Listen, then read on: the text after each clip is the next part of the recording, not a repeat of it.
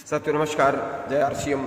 आप सभी से मिलकर पुनः आनंद की अनुभूति हो रही है और आज गुरु पूर्णिमा के इस परम पावन में अवसर पर सारे गुरुओं को नमन बंदन, आध्यात्मिक गुरुओं को नमन बंदन, शैक्षणिक गुरुओं को नमन बंदन एवं विशेषकर आरसीएम के महान गुरुओं को विजय आरसीएम, जय आरसीएम। साथियों, गुरु और शास्त्र ये दोनों जीवन के ऐसे एक अभिन्न व्यवस्थापक अंग हैं जिनको लेकर के हर व्यक्ति चिंतित और विस्मृत भी रहता है कि किसको गुरु करें, कौन सा शास्त्र पढ़ें, किससे मेरा भला होगा। तो इन बिंदुओं को लेकर के आज आपके बीच में कुछ बातें हम आपके बीच में रखना चाहते हैं, जिन बातों को आदरणीय त्रिलोक चंद छाबड़ा जी ने अपने शक्ति के खजाने में उसका विशेष रूप से वर्णन किया है। उन्होंने बोला कि सच्चे गुरु वो सच्चे शास्त्र व्यक्ति को एक ही दिशा देते हैं कि अच्छे व्यक्ति बनो, पवित्र विचार रखो, किसी का बुरा मत करो और पुरुषार्थ करो। अलग अलग व्यक्तित्व की कथाओं के माध्यम से, अलग अलग उदाहरणों से यही बातें समझाने का उन्होंने विस्तृत प्रयास किया है। जब व्यक्ति गुरु के पास जाता है तो उसे बहुत सी कमियों को त्यागने और बहुत सी अच्छाइयों को अपनाने का पाठ वहाँ से मिलता है। जितना वहाँ जाएगा उसे नया पुरुषार्थ करने का ज्ञान वहाँ से मिलेगा, उसकी सक्रियता बढ़ने का पाठ वहाँ से मिलेगा। लेकिन व्यक्ति गुरु के पास पुरुषार्थ बढ़ाने के लिए नहीं जाता है, वो तो सुरक्षा खोजने के लिए गुरु के पास जाता है कि गुरु के पास जाऊं तो जीवन की कोई आसान राह मिल जाए, कुछ कम करना पड़े और अधिक मिल जाए, कुछ उनके आशीर्वाद से पाप कर्म कट जाए और पुण्य कर्म का उदय हो जाए। अपनी भूमिका को कम करने के लिए वो गुरु के पास जाता है। दोस्तों, व्यक्ति यदि ऐसा निश्चय करके गुरु के पास जाए कि बस थोड़ा सा इशारा मिल जाए और अच्छा है करना तो मुझे ही है, अपनी शक्तियों को और अधिक मुझे जगाना है, कैसे मैं अपने आप को श्रेष्ठ बना सकता हूँ, चाहे कितनी मेहनत करनी पड़े, ऐसी सोच रखकर गुरु के पास जाए तो कुछ फायदा हो सकता है। लेकिन व्यक्ति के भीतर कुछ और ही चल रहा होता है।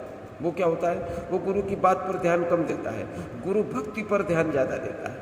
वो गुरु की पूजा पाठ करता है, वो शास्त्रों की पूजा पाठ करता है ताकि वहाँ से आशीर्वाद स्वरूप से कुछ मिलता रहे, गुरु की कुछ कृपा दृष्टि मिल जाए। इस बात पर बहुत ज़्यादा ध्यान है, पर गुरु ने जो कहा है, शास्त्रों में जो बताया गया है, उस पर जरा भी ध्यान नहीं होता है। ये कैसी भक्ति है, समझना मुश्किल है। व्यक्ति वर्षों तक शास्त्र पढ़ता रहता है, उन्हें रट भी लेता है, यानी याद भी कर लेता है, रोज गुरु को सुन रहा है, पर परिवर्तन नजर नहीं आता है। क्योंकि परिवर्तन के लिए पुरुषार्थ चाहिए, स्वयं की महत्वपूर्ण भूमिका चाहिए। जब तक व्यक्ति पुरुषार्थ से बचता रहेगा और सुरक्षा खोजता रहेगा, तब तक कोई गुरु, कोई शास्त्र कुछ भी भला नहीं कर सकता। चाहे उनकी कितनी भी भक्ति कर लो, चाहे उन्हें कितना ही सुन लो, फिर व्यक्ति रोज रोज नया गुरु खोजता है, नया शास्त्र पढ़ता है। वो समझता है कि शायद और कोई बेहतर गुरु या शास्त्र मिलने से मेरा भला हो सकता है। जबकि सत्य यह है कि यदि व्यक्ति स्वयं की भूमिका को ठीक से समझ ले तो वो जीवन में घटने वाली हर घटना से ज्ञान ले सकता है। छोटे से छोटे गुरु वो शास्त्र द्वारा जीवन के सारे रहस्य जान सकता है। वो किसी भी गुरु से ज्यादा ज्ञानी भी बन सकता है। जीवन के सभी रहस्यों की खोज वो स्वयं कर सकता है। गुरु व शास्त्रों की सबसे सच्ची भक्ति यही है कि उनकी बातों के अनुसार अपने आप में परिवर्तन लाओ। गुरु की प्रसन्नता इसमें ज़्यादा है, गुरु की प्रसन्नता अपनी भक्ति में नहीं है। सच्चा गुरु अपने शिष्य को सीमा में नहीं बांधना चाहता, उसकी खुशी उसमें है कि उसका शिष्य उससे 2 कदम आगे निकले। जो काम वो स्वयं नहीं कर पाया अपने जीवन में, उसे वो शिष्य करके दिखाए। वास्तव में तो ये कोई रास्ता भी नहीं बताना चाहता है, वो तो चाहता है कि उसका शिष्य जीवन का हर रास्ता स्वयं खोजने के लायक बने। गुरु ये नहीं चाहता कि शिष्य उसकी हर बात मानता रहे, वो तो उसके भीतर वो विकास करना चाहता है कि उसमें हर बात को पूरी तरह समझने की, जांचने की, वो अपने अनुसार सुधार करने की क्षमता हो। गुरु अपने शिष्य को पूर्णतः सक्षम बनाना चाहता है ताकि वो जीवन में आने वाली हर परिस्थिति का मुकाबला कर सके, आत्मनिर्भर होकर जीवन के हर क्षेत्र में उन्नति कर सके। एक गुरुकुल में गुरुजी 25 विद्यार्थियों को शिक्षा दे रहे थे। गुरु जी ने खूब अच्छे से उन्हें शिक्षा दी और स्वयं की भूमिका को सबसे महत्वपूर्ण बनाने पर पूरा ज्ञान दिया। उन्होंने बताया कि बाहर से जो मिलता है वो उधार का है, वो सत्य है तो भी असत्य है। जो सत्य भीतर से पैदा होता है वो ही असली सत्य है। इसलिए बाहर पर निर्भर मत रहना, चाहे कितना ही बड़ा गुरु शास्त्र कुछ भी मिल जाए, हर ज्ञान के साथ स्वयं का विवेक सबसे ज़्यादा जरूरी है। हर व्यक्ति एक निर्माता के रूप में जन्म लेता है। उसके भीतर जीवन को श्रेष्ठतम बनाने, हर परिस्थिति को अपने अनुकूल बनाने, हर समस्या को समाधान निकालने, हर संघर्ष से जीतने की पूरी शक्तियां मौजूद हैं, लेकिन वे तब ही जागृत होती हैं जब व्यक्ति को सबसे ज्यादा भरोसा खुद पर हो। जो खुद को कमजोर समझकर हमेशा दूसरों से कुछ मांगता रहता है, हमेशा दूसरों का सहारा खोजता रहता है, उसकी शक्तियों का जागरण नहीं हो पाता है। दोस्तों, शिक्षा पूरी होने के बाद सबके जाने का समय आ गया। गुरुजी ने एक एक विद्यार्थी को अलग अलग अपने कक्ष में बुलाया। हर विद्यार्थी एक ही बात गुरुजी से कह रहा था कि आपका आशीर्वाद मिल जाए, मुझको एक विशेष गुरु मंत्र और दे दीजिए। 24 विद्यार्थियों का लगभग यही रवैया था। आखिरी में जो विद्यार्थी आया वो शुरू से ही थोड़ा अलग अलग रहता था। वो आज्ञाकारी भी दूसरों के मुकाबले कम था। जो बातें गुरुजी सिखाते थे उसके अलावा भी वो बहुत कुछ इधर उधर करता रहता था। वो आकर गुरुजी के सामने बैठ गया। गुरुजी ने उससे कहा कि तुम कुछ मांगोगे नहीं? उस विद्यार्थी का जवाब था, आपने सब कुछ तो हमें दे दिया गुरुजी, अब मैं किस मुंह से आपसे और मांगू? आपने हमारी शक्तियों को पहचानने का जो हमें ज्ञान दे दिया है उसके लिए कोटिस धन्यवाद है, आपको अर्पित करना चाहता हूँ। आप जैसे गुरु पाकर भी कोई जीवन में सफल नहीं हो तो उसका जीना बेकार है। अब मांगने की नहीं, कुछ करने की बारी है। मैंने आपकी कई बातों को नहीं माना है और भविष्य में भी आपकी कई बातों को नहीं मानूंगा, लेकिन आपको यकीन दिलाता हूँ कि आपको अपने इस शिष्य पर सबसे ज़्यादा गर्व होगा। गुरुजी का मन प्रसन्नता और गदगद हो गया और उन्होंने अपने शिष्य को गले लगा लिया। सच्चे गुरु की रुचि शिष्य तैयार करने में नहीं होती है, बल्कि महागुरु तैयार करने में होती है। हमने गुरु व शास्त्र की बड़ी महिमा गाई, इतना अधिक ऊर्जा इसमें लगाई, बड़े जोर जोर से इसका गुणगान भी किया कि हम इसी में लीन हो गए। हम इनकी बातों पर ध्यान देना भूल ही गए और कह भी दिया, शब्दों पर भी, शारीरिक क्रियाओं पर भी।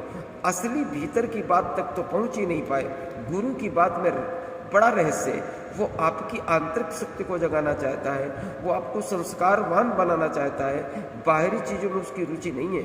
गुरु की बातों के मर्म को समझना हम सबकी जिम्मेदारी है और उसे समझना, इसी यात्रा को अधूरे में नहीं छोड़ना है। एक नगर में गुरुजी आए। गुरुजी ने देखा कि वहाँ लोगों के जीवन में ज़्यादा खुशी नहीं है। लोग भीतर से बड़े कमज़ोर हैं। परिवार में भी खुशियाँ नहीं है, समाज में भी खुशियाँ नहीं है। लोग बात बात पर आपस में झगड़ते रहते हैं, एक दूसरे का शोषण करते रहते हैं, लोग डरे हुए भी रहते हैं। गुरुजी ने नगर में प्रवचन देना शुरू कर दिया। बड़ी अच्छी अच्छी बातें में समझाते, लोगों को शास्त्रों का ज्ञान देते, नगरवासियों के लिए बड़ी उपयोगिता की बातें करते। उन्हें भी लगा कि गुरुजी की बातें कितनी अच्छी हैं, इससे तो हमारे जीवन में बड़ी बेहतरी आ सकती है। गुरुजी की बड़ी तारीफ होने लगी। सभा में बड़ी संख्या में लोग आने लगे। गुरुजी बड़े बड़े महापुरुषों की कथाएं सुनाकर लोगों को समझाते और उनके जैसा बनने की प्रेरणा देते। लोग गुरुजी की कथाओं से बड़ा प्रभावित हुए, उनकी जय जयकार करने लगे। लोग गुरुजी से ये सोचकर आशीर्वाद लेते कि इतने महान गुरु हैं, इनका आशीर्वाद मिल जाए तो जीवन के सब दुख दूर हो जाएंगे।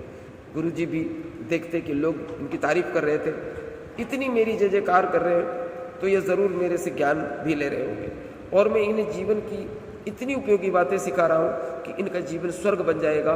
गुरुजी अपने कार्य से बड़े संतुष्ट थे। वे सोच रहे थे कि इस नगर में बड़ा अच्छा परिवर्तन आने वाला है। गुरुजी जब उस नगर से विदा हुए तो बड़ी उम्मीद लेकर विदा हुए। पूरा नगर जैसे उनकी विदाई में एकत्रित हो गया। बड़ा ही धार्मिक माहौल दिखाई देता था। 1 साल बाद गुरुजी बड़ी उम्मीद लेकर लौटे तो देखा कि लोगों ने गुरुजी के नाम से दुकानों के नाम रख लिए थे, गलियों के नाम गुरुजी के नाम पर रख लिए थे। लोगों ने घरों में गुरुजी की तस्वीर लगा रखी थी। लोग उनकी पूजा कर रहे थे। गुरुजी ने लोगों के जीवन के बारे में जानना चाहा तो उन्हें पता चला कि ये पहले से बेहतर है। बाहर के आडंबर तो खूब कर लिए, लेकिन भीतर से बदलाव के लिए किसी ने पुरुषार्थ नहीं किया। गुरुजी के पास कई लोग दूसरों की दूसरी शिकायत भी लेकर गए। आपने कितनी अच्छी शिक्षा दी पर लोग उसका पालन नहीं कर रहे। वहीं देखा तो गुरुजी कुछ बातों को लेकर भी अलग अलग वर्ग बन गए थे। इनमें आपस में बड़ी दुश्मनी पैदा हो चुकी थी। गुरुजी ये समझ नहीं पा रहे थे कि इतनी भक्ति दिखाने वाले लोग अपना असली परिवर्तन करने के लिए बिल्कुल तैयार नहीं है। क्या मैं ही कहीं गलत था? मेरे बताने के तरीके में कहीं कमी थी? अब मैं कैसे उन्हें समझाऊं? हमारे साथ भी मेरे प्यारे दोस्तों, हमारे साथ में भी जीवन में ऐसे ही होता है। बाहरी गुरु के साथ भीतर के महागुरु को जगाने की अपनी महत्वपूर्ण भूमिका को नहीं निभाते हैं और नहीं निभाएंगे तब तक हमारा कल्याण नहीं हो सकता। किसी गुरु में अपनी सुरक्षा नहीं खोजनी है, बल्कि गुरु की बातों में छिपे रहस्य को समझने के लिए अपनी महत्वपूर्ण भूमिका निभाने का प्रयास करना है। आज यही संदेश समस्त साथियों को गुरु पूर्णिमा के पावन अवसर पर सादर समर्पित है। थैंक यू, धन्यवाद। जय आरसीएम, विजय आरसीएम।